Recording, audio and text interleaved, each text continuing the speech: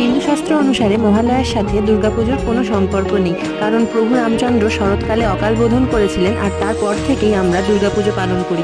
আসলে মা দুর্গার আবির্ভাব হয়েছিল বসন্তকালে। মহালয়া হলো প্রয়াত পিতৃপুরুষদের উদ্দেশ্যে তর্পণ বা শ্রাদ্ধ করার দিন, তাই পারলৌকিক ক্রিয়াকর্মের তিথিকে অনেকেই শুভ বলতে নারাজ। ভাদ্র মাসে কৃষ্ণ প্রতিপদ থেকে পরবর্তী অমাবস্যা পর্যন্ত সময়কে পিতৃপক্ষ বলে। পুরাণ মতে ব্রহ্মা নির্দেশে মৃত পিতৃপুরুষরা এই 15 দিন মনুষ্যলোকের কাছাকাছি চলে আসেন। মহাভারতের ব্যাখ্যা অনুযায়ী মৃত্যুর পর কর্ণের আত্মা পরলোক গমন করলে তাকে খাদ্য হিসেবে সোনা এবং বিভিন্ন রত্ন দেওয়া হয়, কারণ তিনি সারা জীবন মানুষকে সোনা দানা দান করেছেন, কিন্তু নিজের পিতৃপুরুষকে কখনো জল দান করেননি। এরপর দেবরাজ ইন্দ্রের নির্দেশে কর্ণ 15 দিনের জন্য মর্তে ফিরে পিতৃলোকের উদ্দেশ্যে অন্ন এবং জল প্রদান করেন। এই 15 দিন পিতৃপক্ষ নামে পরিচিত এবং পিতৃপক্ষের শেষ দিন হলো মহালয়া। আবার বেশিরভাগ মানুষের মতেই যেহেতু মহালয়ার দিন থেকেই দেবী পক্ষের সূচনা হয়, তাই মহালয়ার দিনটিকে শুভ মহালয়া বলা যেতেই পারে। সর্বোপরি বলা যেতে পারে, শুভ হোক বা অশুভ, মহালয়া ধর্মীয় আবেগে পরিপূর্ণ একটি দিন।